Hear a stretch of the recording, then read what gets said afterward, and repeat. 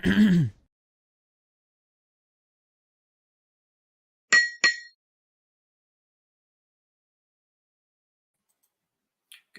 afternoon or morning or whatever time you're watching this. Welcome to another episode of Meet the Experts. My name is Jay Vix, and I run a digital marketing agency called JVI Mobile Marketing.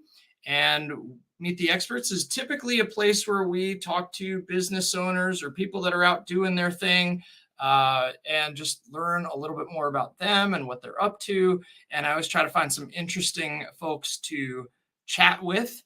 So I'm going to give you a little backstory on today's interview. Last year, I did an interview with some of my friends from about 20 years ago. They played in a band called Midtown, and they had recently gotten together to do some shows with a band called My Chemical Romance.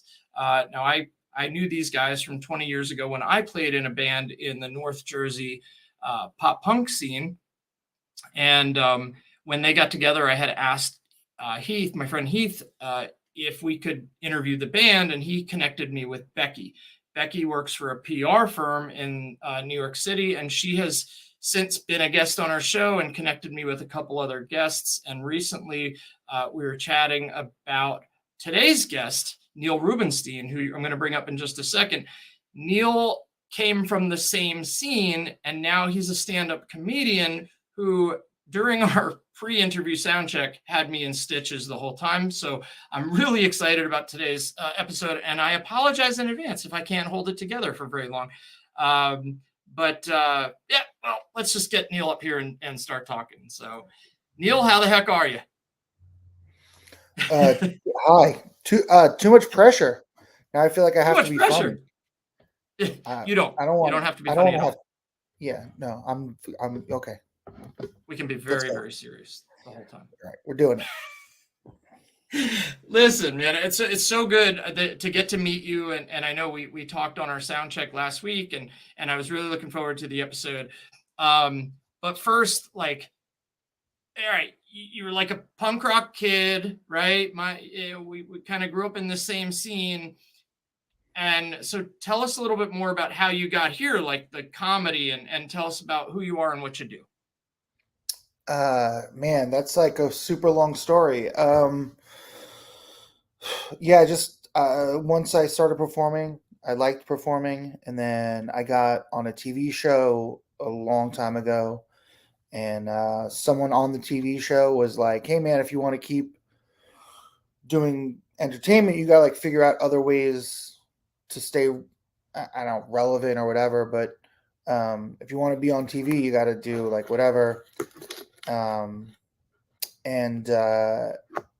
Yeah, I started stand up, and I didn't like it at first, so I kind of like quit pretty quick. And then like a few years later, someone completely separate from that was like, "Yo, you should do stand up again. Like you were so funny." And I was like, "Nah, nah, nah." And then just got pressured into doing it again, and like it caught that time. Like I was like, "Oh, this is fun." I guess because like at that point I hadn't really been touring and I hadn't really been performing, so like performing again after a long break was like, "Oh, I did love this. I don't know why I'm not doing this." And then like it just slowly ate away at all the other things in my life. It was just like, yeah, this is all I want to do. I'm not interested in being anybody else. So I love that. So one of the things I noticed is that, you've gone out on, or you've opened for some of the bands that we kind of grew up listening to, right? I've seen you open for Bayside, and I guess you've done some stuff with Taking Back Sunday and I think Motion City Soundtrack, you had said. So how did that come about? Was it just because you knew them? Tell us a little bit about the backstory, and when did you get into this whole, like the whole punk rock scene even years ago? Oh, well, I mean, out of the gate, like 10th or 11th grade, I stumbled into a show. I was always a fan of music and like eclectic tastes. Yeah, sophomore or junior year of high school, I stumbled into a punk rock show, and I was just like, "Oh, this is home." This is like, it just Yes. feels good. Like, I relate with all these people, and um, there's been very few times in my life where I've ever like felt like I belonged, and like those early days, like I definitely felt like I was welcome in a place. Um, as far as those dudes, I mean, known them forever, worked with them a bunch, and started doing comedy. And when I got to a point where like, because everyone's like, "Oh, I do comedy. I do comedy." It's like, okay, but no one's like, no one's going to take a risk supporting your hobby. Right. And it got to a point in my comedy career where this was all I was doing, and I was good. I was a strong performer, and people started wanting to take chances on me. And those guys, Taking Back Sunday, were the first ones. They were like, "Hey, come open this show in Jersey, Starline Ballroom. Like, come open." And I always knew, like, you know, um, I always knew that that avenue would be fun to explore. And when those Sure. guys offered me the show, it was like obvious, yeah, of course. And I learned a lot. It didn't go great. I learned a lot. And then, a pandemic hit like almost immediately after that. That was December of 19. So, I mean, 2 months later, we're locked up in a building. And then, as soon as touring resumed, Motion City was going out. And yeah, same thing. Like, just those guys, loved me enough to take a chance on me. And I mean, I think we all thought it went pretty good. So, um, yeah, and that did go well. Like, I mean, 1 out of every 4 shows was a little tougher, but like that, like overall as a whole, that tour went really well. And I, yeah, it's just, yeah, I don't know how to articulate this. Yeah, it was great. Articulate. Yeah, It was fun. it's great. I think one of the things that you said a couple things there that I kind of want to touch on. One is that when you were in high school and you went to that punk rock show, it felt like home, and that relates so much for me. I was a little older when I got into the scene. I was in my early 20s already, but I remember going to a show in northern New Jersey. It was at the Boonton Elks Lodge in North Jersey, and Weston was playing. Now, Weston to this day is still my favorite band of all time. Like Weston, I love Weston. I've become friends Pennsylvania with band. Weston. Yeah, Pennsylvania band. And Weston was playing that night, and I remember feeling like it sounds cliche. This is my tribe. These are my people. Like, this is Yeah. where I belong. Right. Yeah. So I kind of got that sense. You also mentioned something though, when these bands took a chance on you to open, and you weren't sure, you were just you're getting at this point. I would imagine that starting out on like a tour with a band where they're taking a chance on you, maybe the confidence wasn't fully there, but by the end you had grown a lot. Well, all right. So, at this point, like at the point of the Motion City tour, I felt like I was a very strong performer. Like, I wasn't concerned with my skills. I was concerned with reception. I was concerned with, Gotcha. because like doing a comedy show at a comedy club and doing a comedy show at a rock concert are very fucking different. Like they couldn't be more different. It's it's Right. it's it's not the same skill set. They're different skill sets. They're different writing exercises. It's everything's different. So, going into that tour, I was like, this could not go well. Like, it's very easy that these are going to be 30, 45 horrible shows, but come out stronger, learn a new skill, have a great time with my homies. Like, that's enough to say yes. Sure. First show, we're worried. I'm worried. It's not going to go good. You know what I mean? And I come out and it was tremendous. The crowd was so cool. The audience was so awesome. The show went really well. It was just a phenomenal day overall. And that, yeah, it was just like, I was like, oh, okay, this could be good. And then, but then like, I'm like, all right, but tomorrow's going to be bad. But at least today was good. And then tomorrow was great. And the third day was great. And it was like, all right, well, when's it going to start getting bad? And then Right. Pittsburgh and Buffalo were terrible. Well, let me stop you there. What was so terrible about Pittsburgh and Buffalo? Like, was there something different? Yeah. So, I'm learning as we're going, right? So I think that the best way to approach these shows is to be doing this, and this. And I have to be introduced this way for the kids to understand what's happening. And I don't just look like a roadie grabbing a mic and starting to talk. So there were a few things that had to go according to plan.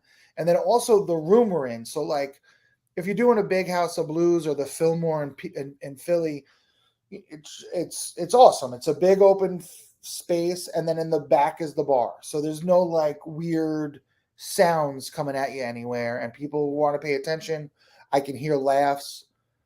And then you go to a room like the Roxy in Pittsburgh, and it's like it's uniquely shaped, and the bars are on the sides, and it's just like people at the bars aren't paying attention. I'm lucky if the people right in front are paying attention. But the way the rock scene is set up, that it's like the places that people aren't paying attention are like right on top of you. Mm-hmm. And so that was like the first of like the awful shows, because like it was just those things made it very difficult to like tell a joke where you need to like people to hear certain words, Right. And then the other thing that goes wrong, and this is not the Roxian, but I learned that the other thing that goes wrong is I give a very specific way to introduce me. So I tell the sound guy and the monitor guy, this is what I need to happen for my set to go well. In a lot of cases, I have 15 minutes or less. In all cases on these tours, I have 15 minutes or less. If they screw up the beginning and I have to dig it's the night's ruined. It's very easy to blow this for me. So I'll give the sound guys, the production team, very specific instructions. And I'm not a prick. I'm polite. Hey, do you mind? Could you, if you could, I'd appreciate. You know what I mean? Like very simple.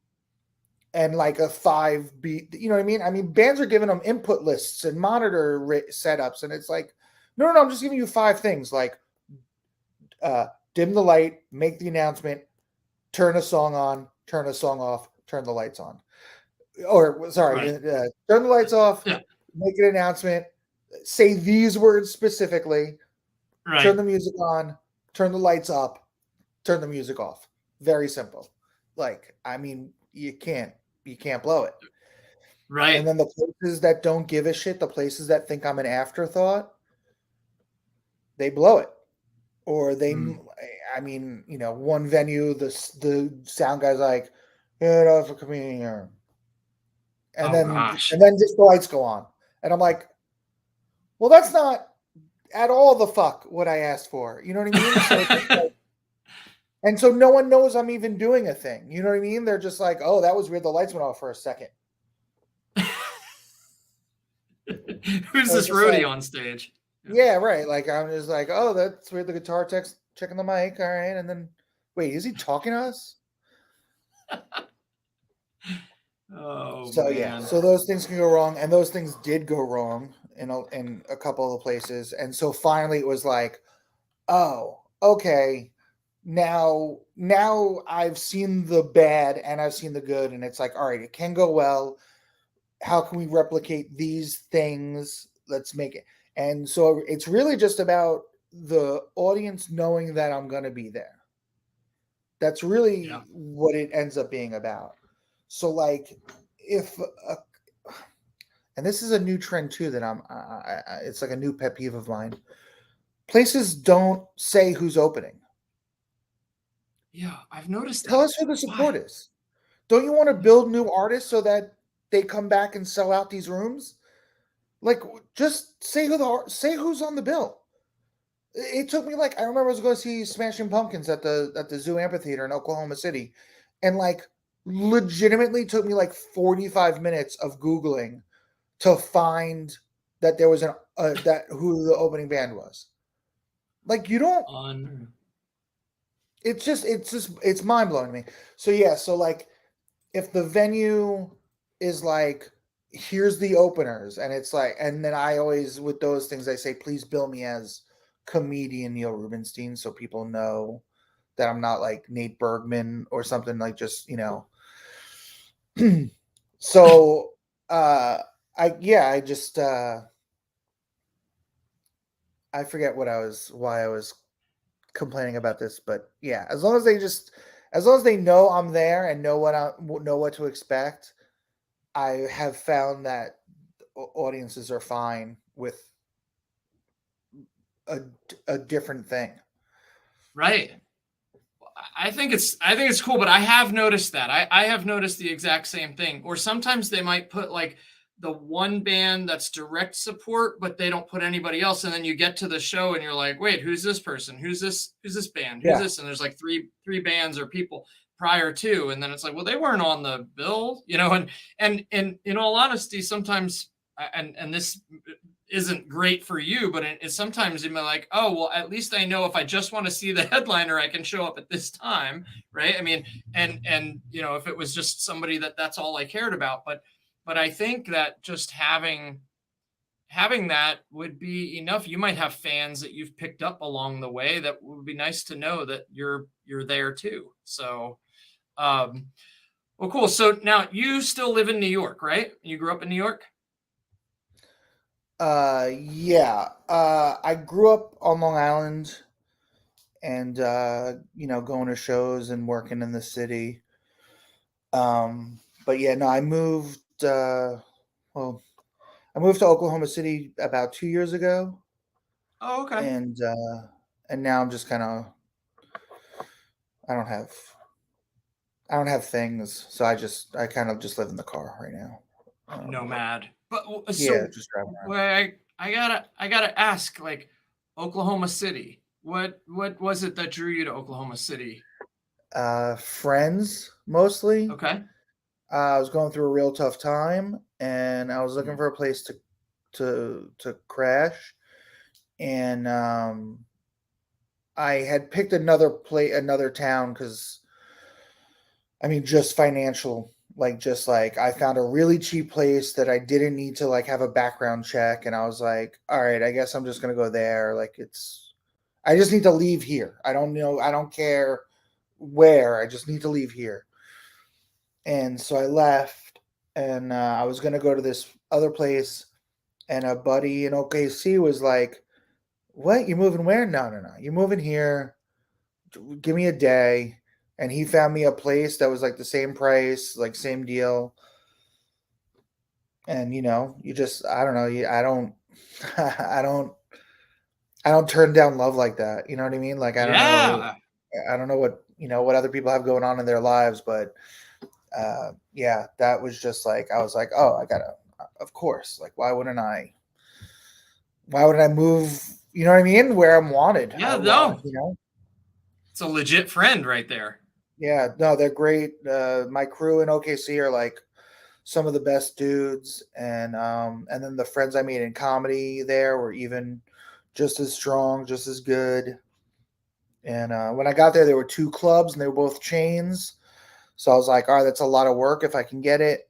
And it, I-40 and I-35, so you can get everywhere in a couple of hours. So Right.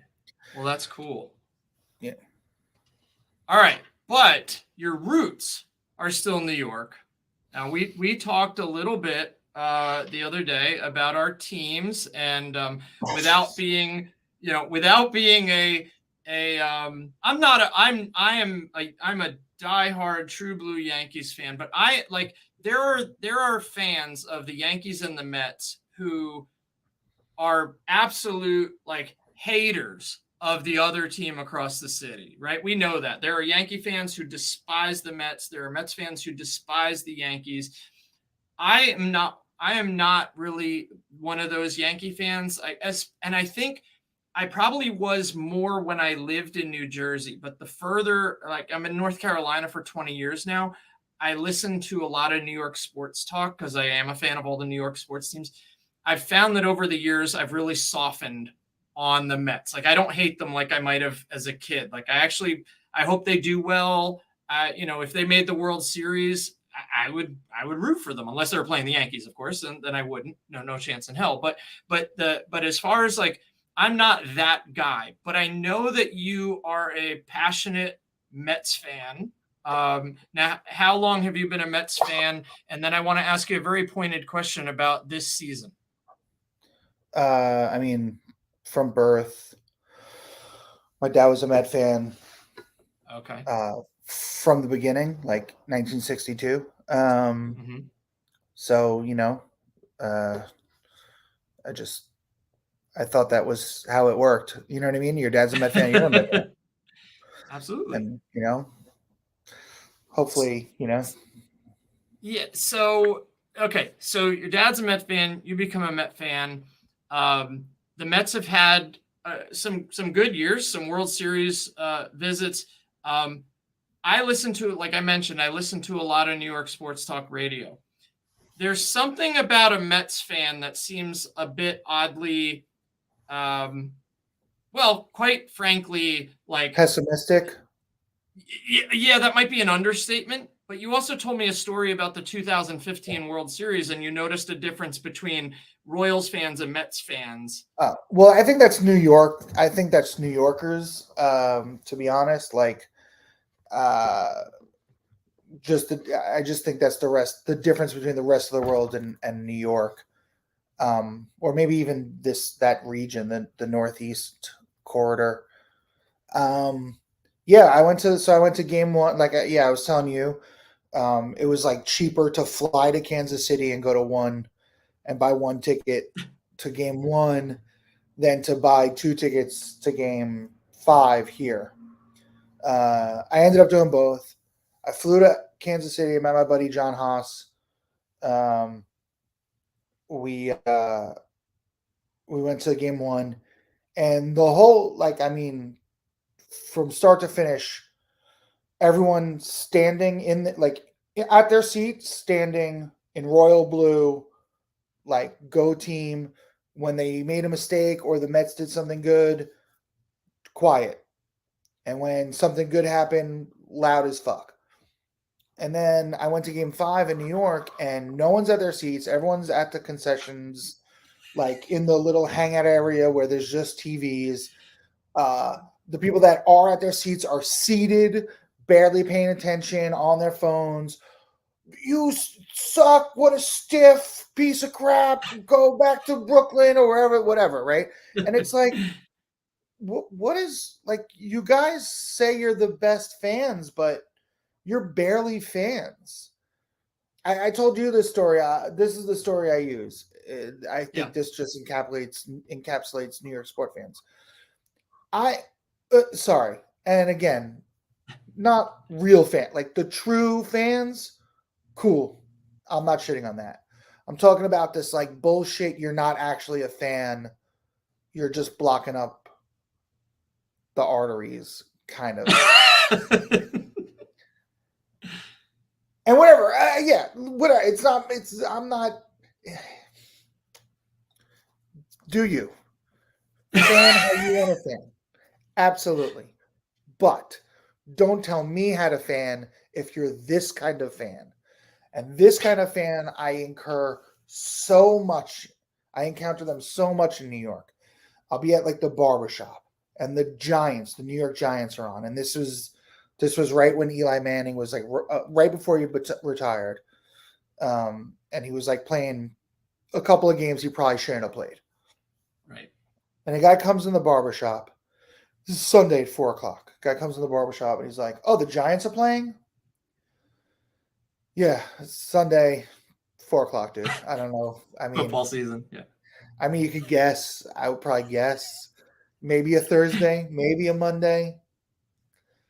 14 out of 17 times you guess Sunday, you'll be right. Okay. Mm-hmm. Oh, the Giants are playing. Okay, the Giants are playing. Stay focused, Neil. Get your hair cut.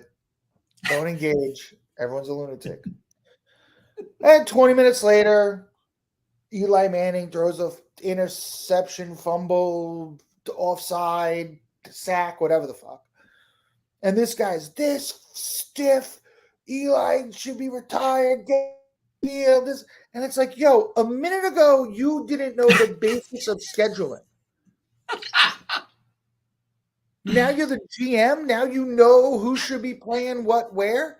Yo, dude, like, just like keep it to yourself, man.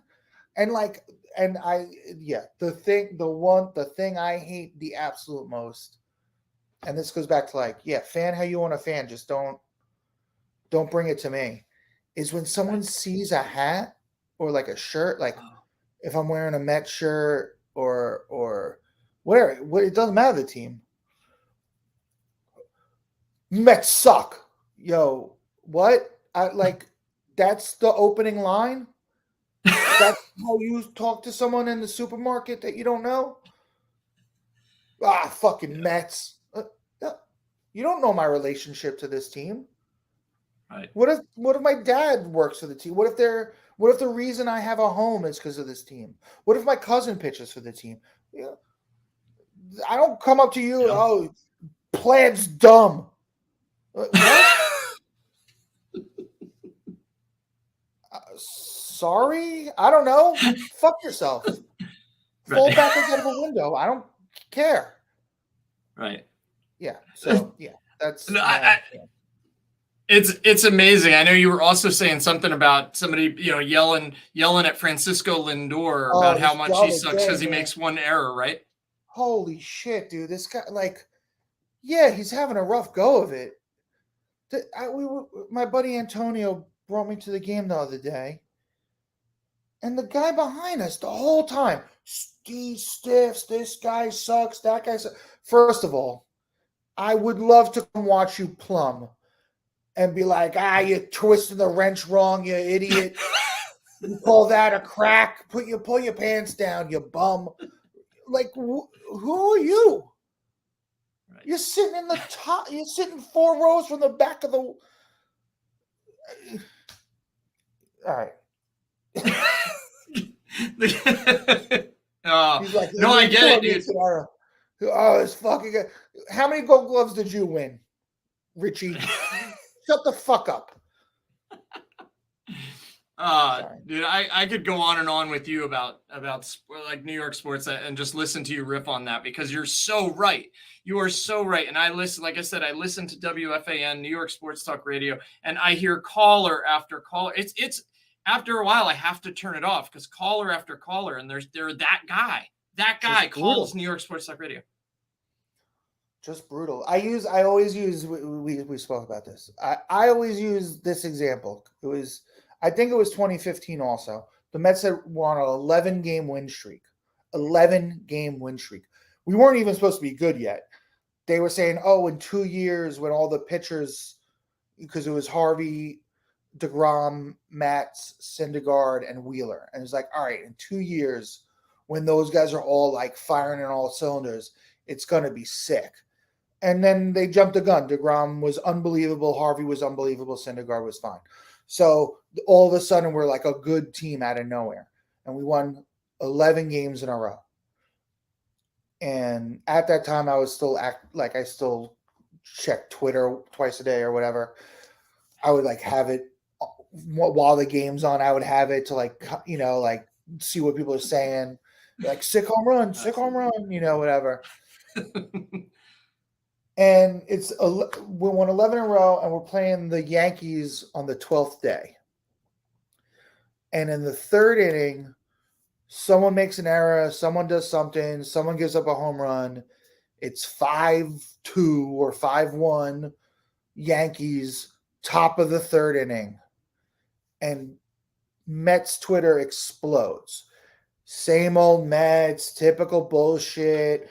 Waited for the other shoe to drop. And it's like, yo, man, 11 wins in a row didn't buy you any equity. Like, you can't give them 1 or 2 more innings to see if they turn it around, or even you can't let them lose a couple and then start winning again. Because even if they lose the whole series, they went 11-3 in the last 14 games. Yeah, I'll take that. yeah, I'll take that right now, certainly. Yeah. Well, so yeah, Met fans. yeah. So in the real world, I wear an Oriole cap because we have like the same natural predators, and I don't feel bad supporting them. And if you can have a conversation with me about the Orioles, I will entertain your opinions about the Mets. About the Mets. I love it. I love it. No, that's great, man. You summarize like what I hear constantly on the radio. It's grinding, it's taxing, and neither one of the teams that we individually pull for right now are exactly lighting it up right now with the injuries and everything else that's going on. And now the next 2 days we actually have a Yankees Mets 2-game series coming up tomorrow and Wednesday. So I'm looking forward to it. Yeah, looking forward to that. We'll see. Like I said, it's kind of anticlimactic. Pete Alonso's injured, Aaron Judge is injured, so we have that.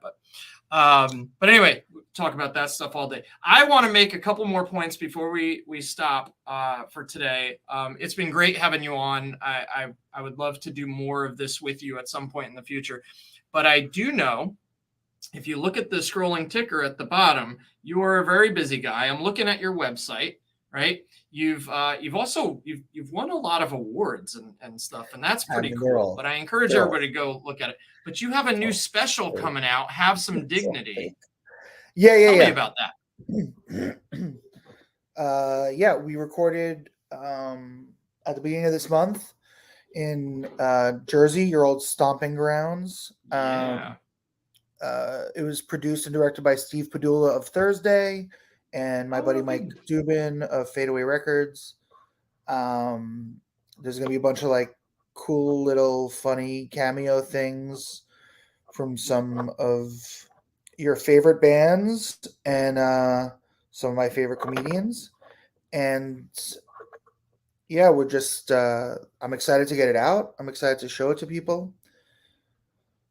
It's been what I've been working for, so hopefully people dig it and tell all their friends. I caught that. And hopefully this is just the beginning of recording specials.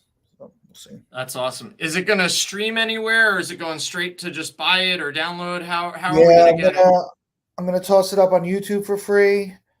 Okay. And there might be there's going to be like a longer version and some like fun bonus stuff that'll be available on the Patreon, just to thank the subscribers for being there and being a part of it from the very beginning. So I love that. So you have a Patreon, so people can donate and help you, and that's I have awesome. a Patreon if you want to see the stuff I'm doing regularly. I try to post 2 videos a month right now. I don't want to go crazy and inundate people, and I'd rather give something good once every couple of weeks than just throw up garbage all the time. Right. Not that other people, I just don't have the bandwidth to keep creating great stuff for specifically for Patreon at the moment. Sure. We'll see what happens. Huh? No, I say you never know. I mean, maybe that content will just flood out of you, and then you're like, maybe I can create all this stuff. Yeah, and I mean, once the certain burdens are alleviated, then your brain opens up for other avenues. There's the Patreon, and then also this is the most long-winded. There's the Patreon, and then also I have a GoFundMe. I have a GoFundMe for the special. Raised $10K to record and do some publicity. We're in the editing phase now. People can still pitch in if they want. Sweet.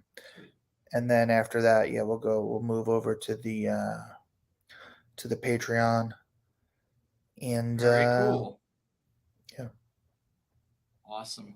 So, in addition, obviously, if you want to check out all of this stuff, you go to neilrubenstein.com. It's at the bottom of the screen.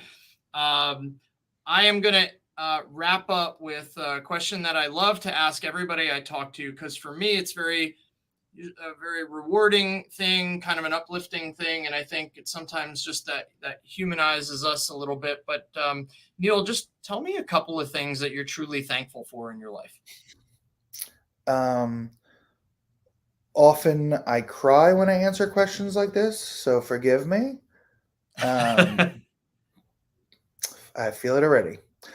I'm just so incredibly grateful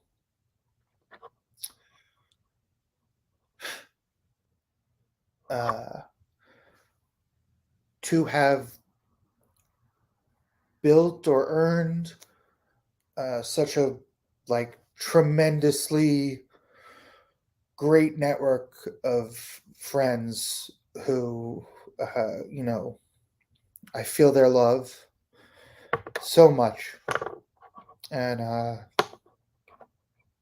I mean, literally would not be here without their love. Like I would have been in the Tennessee River a long time ago if it weren't for these people.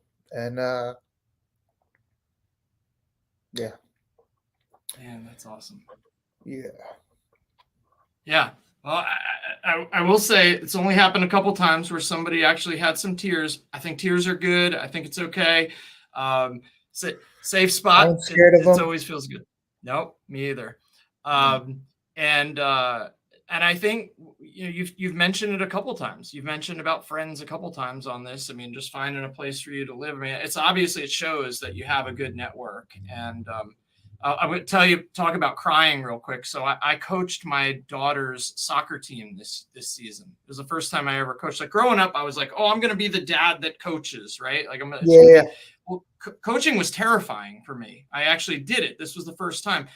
And on Saturday, we had a trophy. That was the end of the season. We had a trophy thing. We were giving away trophies. And I decided to make a speech to the kids. And I got 2 words in and I felt it like I am going to I'm going to bawl.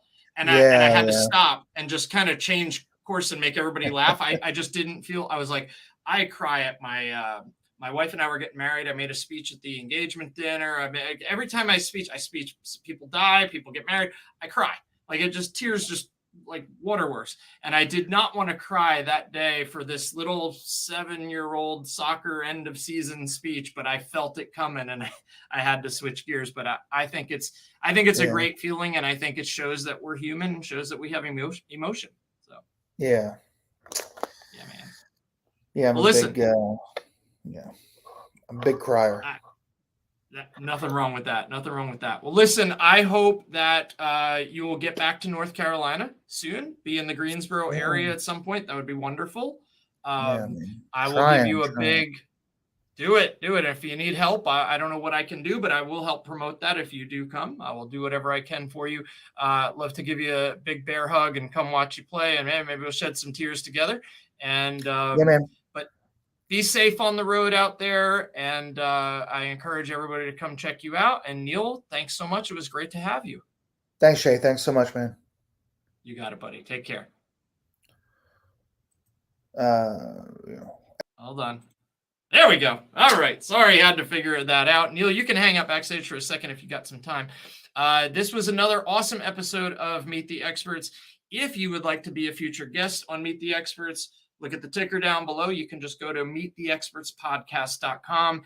I watched some of Neil's stuff now on his website, and really, really funny stuff. We have so much in common. I'll definitely have to play this interview for the pop punk group that I run, North Jersey Pop Punk. A lot of my viewers that might watch this for business stuff may or may not, this episode may have been a bit of a surprise, but to me, that New Jersey punk rock scene, New York punk rock scene, I think is just something that's so near and dear to my heart that anytime I get the chance to chat with somebody that's doing something from that scene, I think it's wonderful. But like I said, if you want to be a guest, if you run a small business, maybe you're a comedian, maybe you're an actor, maybe you're an artist, whatever type of art that is, I guess it's all art. We would love to have you on the show. It doesn't cost you anything. We'd love to interview you and give you that video totally free, and let you use it to promote yourself. But until next time, have a great day.